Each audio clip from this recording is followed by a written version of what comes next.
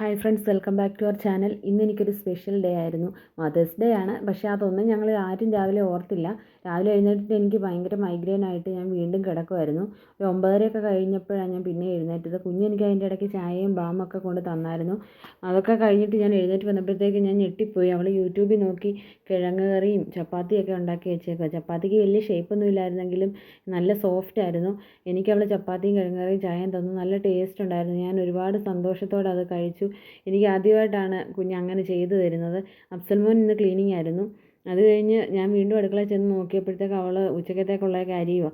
എന്നോട് പറഞ്ഞു, ഒന്നിലും തൊടണ്ട അമ്മച്ചി, ഒന്നിലും തൊടണ്ട, ഞാനാണ് ഇന്നെല്ലാം ചെയ്യുന്നതെന്ന് പറഞ്ഞു. എന്നിട്ട് അതെല്ലാം ചെയ്തു. പിന്നെ മെഴുക്ക് പുരട്ടി വെച്ചു. അത് കഴിഞ്ഞ് ചമ്മന്തി അരച്ചു. ചമ്മന്തി കല്ലേ വെച്ചാണ് ഇന്ന് അരച്ചത്.